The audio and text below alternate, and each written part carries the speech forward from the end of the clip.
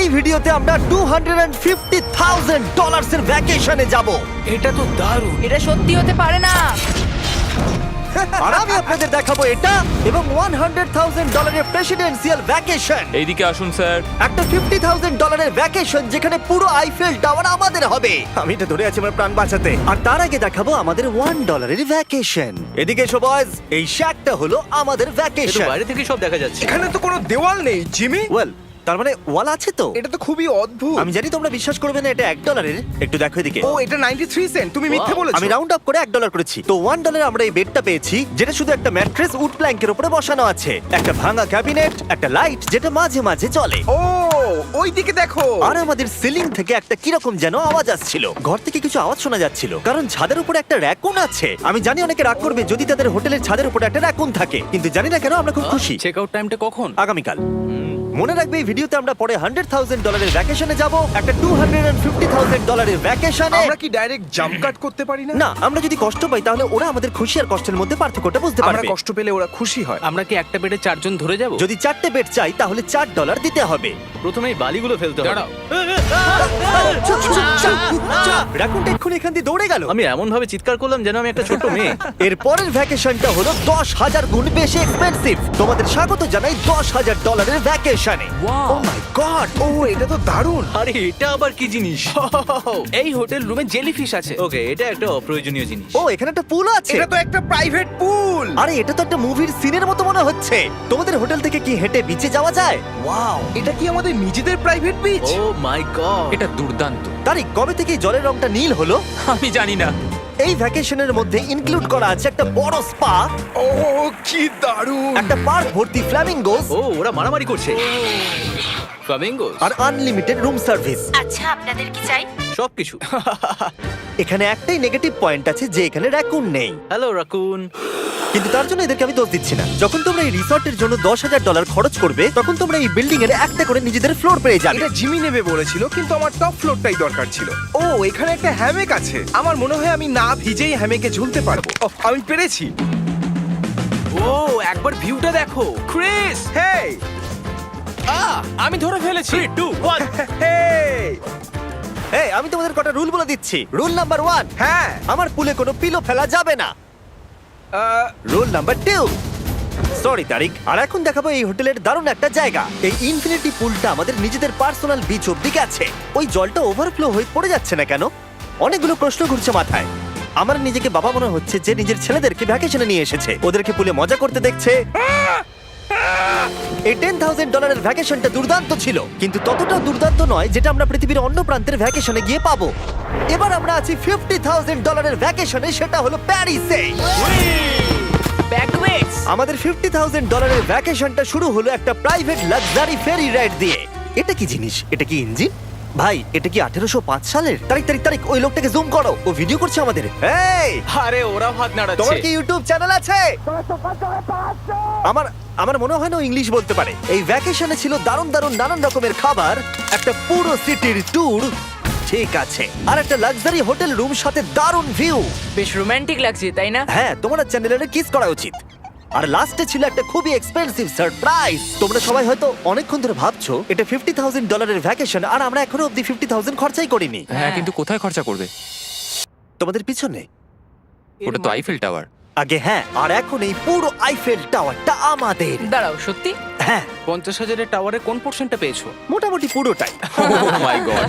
এখন আমরা আইফেল টাওয়ারে আছি। আমার মনে হচ্ছে তুমি মজা করছো। না, আমি মজা করছি না, এটা আমাদের। এখানে আর কেউ নেই, আমাদের সোজা লাইন ধরে যেতে হবে। আশা করি এটা লিগ্যাল হবে। বেশিরভাগ সময় এই জায়গাটা লোকেদের ভিড়ে ঠাসা থাকে, আর যেহেতু এই জায়গাটা এখন পুরোপুরি আমাদের, তাই এখন আমরা এই টাওয়ারের একদম টপে যাব। আমি কথা বলছি একদম টপের। বয়েজ, অনেক মজা হয়েছে, এবার সামনের দিকে কোনো যাক। কিছুটা যাওয়ার পর আমরা থামলাম ফার্স্ট ফ্লোরে, যেটা 187 ফিট ওপরে, যেখানে আমাদের জন্য অপেক্ষা করছিল ওয়ার্ল্ড ক্লাস রেস্টুরেন্ট। এই পুরো আইফেল টাওয়ারটা ভাড়া নেওয়া সত্ত্বেও ওরা আমাদের রেস্টুরেন্টের একটা কোণেই বসতে দেবে। আইফেল টাওয়ারের একদম টপ থেকে এই এলিভেটরটা নিচের দিকে নেমে আসছে। আমার ভয় করছে। Open sesame. Thank you. আমি এখান থেকে আমার বাড়ি দেখতে পাচ্ছি। আমরা ফ্রান্সে আছি। আমি এখান থেকে আমার হোটেল দেখতে পাচ্ছি। দেখো আমরা কত উপরে চলে এসেছি। আরে আমার বাপরে। কানগুলো পপ করছে। আচ্ছা, আমরা এখানে এখন কি করছি? ও মাই গড, আমরা তো এখান থেকে গোটা শহর দেখতে পাচ্ছি। ভাই এটা তো দারুণ। তারিক, দেখো আমরা এখনো কত উপরে যেতে চলেছি। ভাই আমার মনে হচ্ছে এটা শেষই হবে না। মিথ্যে বলবো না, মনে হচ্ছে আমরা এখনই টপে আছি।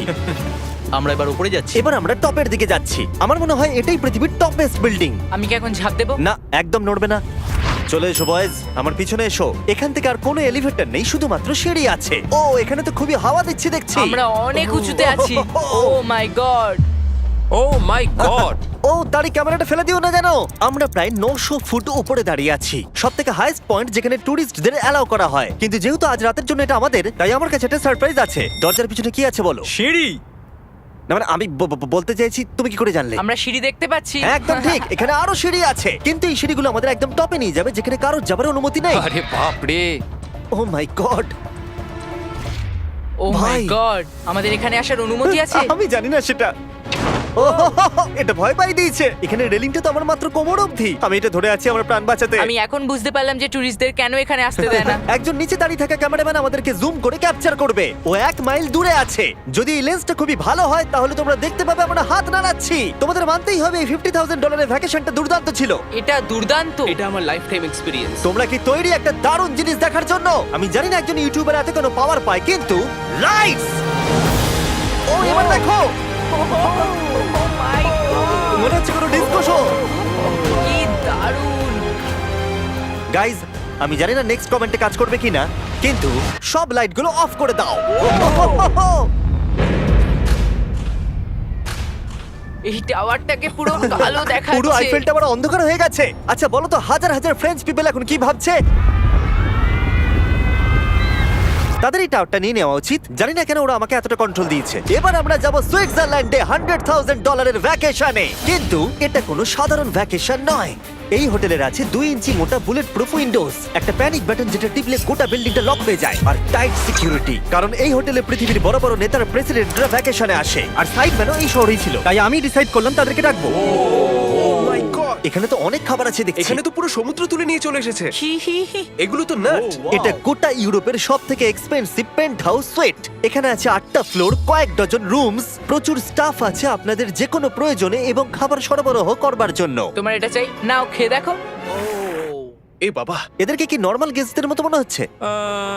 তার মানে আপনারা এদেরকে বোকা মনে হচ্ছে। যেমনটা আমি আগে বলেছিলাম, এখানে পৃথিবীর বড় বড় লিডাররা ভ্যাকেশনে আসে। এমনকি বিল ক্লিনটন এখানে ছিল এবং তাকে কেউ হত্যা করতে পারেনি। এটা এতটাই সেফ। এখানকার সিকিউরিটি খুব টাইট, এমনকি সব উইন্ডোগুলো বুলেট প্রুফ। মানে এটা বুলেট প্রুফ। ও মাই গড, এটা তো খুবই মোটা। খুব শক্ত। আমি যদি প্রেসিডেন্ট হতাম।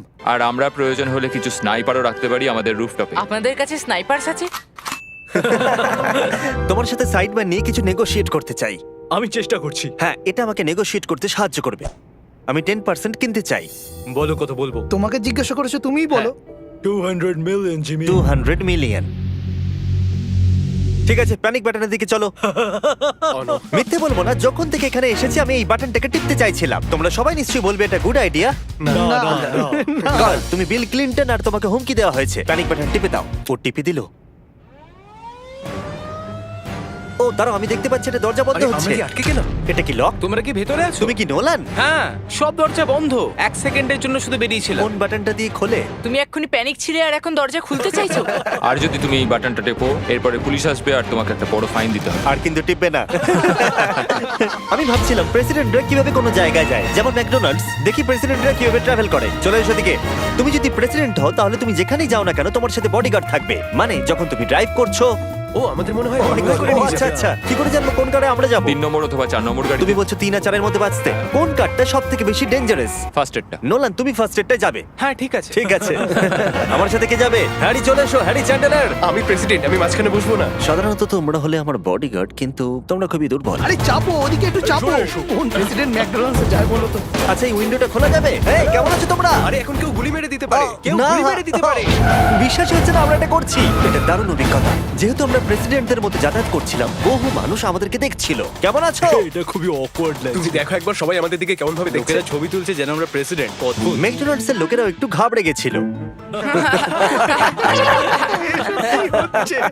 আমাদের সিকিউরিটি কিছু মনে করো না। জিমি, এটা কি তোমার আইফেল টাওয়ারের থেকেও বেশি ভালো ডিপেন্ড লাগছে? করছে কেমন নাগেটস গুলো হবে তার উপরে। যদিও সবকটা ভ্যাকেশনের অভিজ্ঞতা দারুণ ছিল, কিন্তু পরের ভ্যাকেশনের কাছে সব ফিকে। আমাদের শেষ ভ্যাকেশনের জন্য আবার আমাদের পৃথিবীর আরেক প্রান্তে যেতে হলো। আর এবার আমরা আছি জাপানে $250,000 ভ্যাকেশনে। আর আমরা এখানে একজন স্পেশাল গেস্টকে নিয়ে এসেছি, তাই আপনারা ভিডিওটা শেষ অবধি দেখুন। আমরা শুরু করলাম আমাদের ভ্যাকেশনটা জাপানের সবথেকে এক্সপেন্সিভ হোটেলে আমাদের ব্যাগগুলোকে রেখে। এটা দুর্দান্ত। একটা হোটেল রুমে আমার কথা ইকো হচ্ছে। আর তারপরে আমরা টোকিও সিটিকে এক্সপ্লোর করতে বেরোলাম। এবার আমরা রাস্তায় মারিও কার্টস চালাবো। আমরা প্রাইভেট মারিও কার্টস রেন্টে নিয়েছিলাম, যাতে আমরা জাপানের রাস্তাগুলো দিয়ে ঘুরে দেখতে পারি। সব লোকেরা আমাদেরকে দেখছে। এটা রাস্তায় চালানো ঠিক নয়। আসল গাড়ি ঠিক আমার পাশ দিয়ে যাচ্ছে। দেখো কত লোক এই রাস্তাটা পার করছে। এটা পৃথিবীর অন্যতম বিজি ক্রসওয়াক, আর আমরা এর মধ্যে দিয়ে চালাচ্ছিলাম। ও, আমরা টোকিওতে গো কার্ট চালাচ্ছি। গো কার্ট! ভাই, আমি জাপানকে খুব ভালোবাসি। এই জায়গাটা তো দারুণ। যখন আমরা আমাদের পরের ডেস্টিনেশনে পৌঁছলাম, আমরা দেখা করলাম আমাদের শোড মাস্টার ইয়োশিওকি সুমিদার সাথে। গত 26 বছর ধরে উনি কাটানা চালানোর ট্রেনিং দিচ্ছেন, আর উনি রাজি হয়েছেন আমাদের সামুরাইয়ের রেয়ার লেসন আর্ট শেখাতে। উনি আমাদের সবাইকে একটা করে কাটানা দিয়েছিলেন, আর লেসন শুরু হয়েছিল সুইঙ্গিং টেকনিক দিয়ে। যতটা ভেবেছিলাম ততটা সহজ নয় এটা। নাও না না, আমি এটা করতে পারলাম না। তারপর আমার পালা এলো। তোমাদের কি মনে হচ্ছে আমি এটা পারবো? হ্যাঁ হ্যাঁ, তুমি নিশ্চয়ই পারবে। হেই! দেখা যাক বয়েজরা কি করে।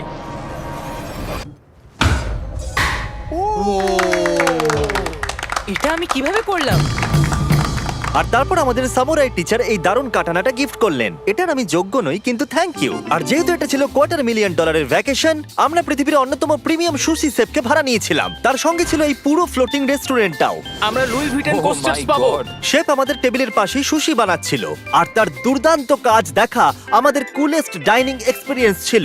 ও ও মাই গড! ও ওরা বললো আমরা এই পাখিদেরকে খাবার খাওয়াতে পারি। এই নাও, খেয়ে যাও।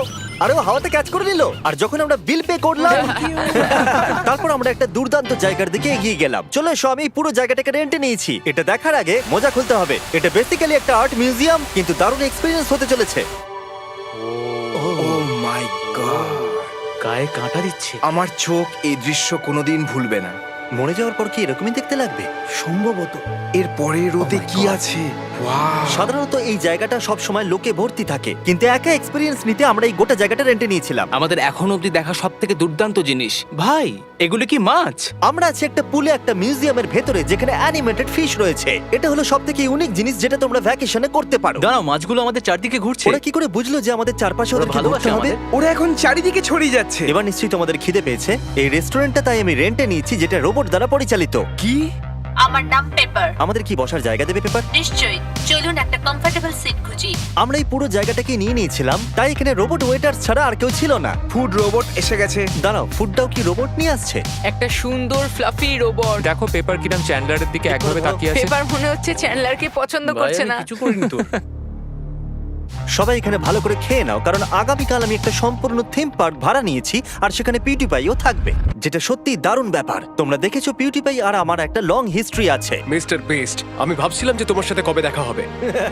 আমরা তাকে টি সিরিজের বিরুদ্ধে সাবস্ক্রাইবার রেসে সাহায্য করেছিলাম। ফোন বের করুন, ইউটিউব খুলুন, সার্চ করুন পিউটিপাই আর সাবস্ক্রাইব করুন। যদিও আমরা তাকে ধরে ফেলেছিলাম। মিস্টার বিস্টের এখন আমার থেকে বেশি সাবস্ক্রাইবার্স। আমার মনে হয় যেটা হয়েছে সেটা খুব ভালোই হয়েছে।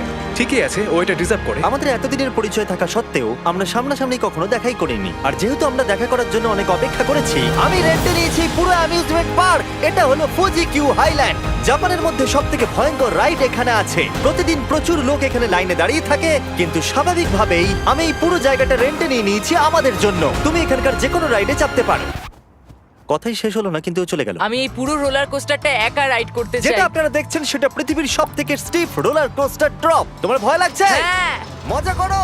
ও ও ও ও ও দেখেই আমার ভয় লাগছে। আর যেটা আমি কথা দিয়েছিলাম, দ্য ফাদার অফ ইউটিউব, পিউটিপাই, পার্কে আমাদের সাথে দেখা করলো। আমি যা প্ল্যান করেছিলাম তার থেকে একটু দেরিতে, কারণ আমি ভুল দিনে টেক্সট করেছিলাম। সরি ফিলিক্স।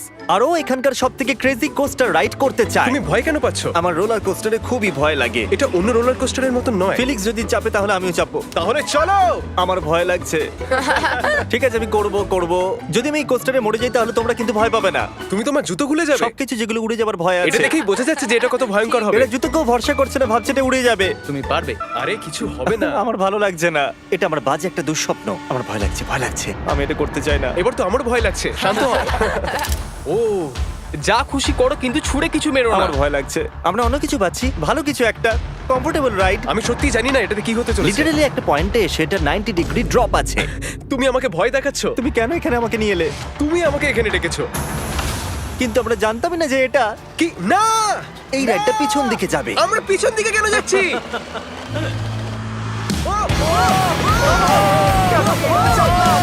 ও মাই গড, আমরা তো ঘুরছি। এটা দুর্দান্ত! এটা সবথেকে ভালো রোলার কোস্টার। ও মাই গড, ফিলিক্স, আমরা এক্ষুনি কি করলাম? আমি কাঁদছি। সবথেকে ভালো রোলার কোস্টার। আমার চোখ দিয়ে এখনো জল বেরোচ্ছে। তোমার সাথে দেখা করে খুব ভালো লাগলো জিমি। এবার আমি যাচ্ছি। হ্যাঁ, তুমি তো একটা ছোট্ট বাম্পার সাথে কত জোরে চিৎকার করছিলে। কি? Thank you. আমার মনে হয় না যে চুই পরোটা আগে খেয়েছি। এটা হচ্ছে আমাকে আরে, বিরক্ত করবার জন্য। তুমি এটা কি করছো? ফিলিক্স, তোমাকে বিরক্ত করার জন্য আমি দুঃখিত। তা বলে তুমি এরকম করতে পারো না। এটা বেশ ভালো। হ্যাঁ, সত্যি ভালো খেতে। এটা ছিল আমাদের $250,000 ভ্যাকেশন। ফিলিক্স, তুমি কি ট্রানজিশনটা করবে? Bro feast.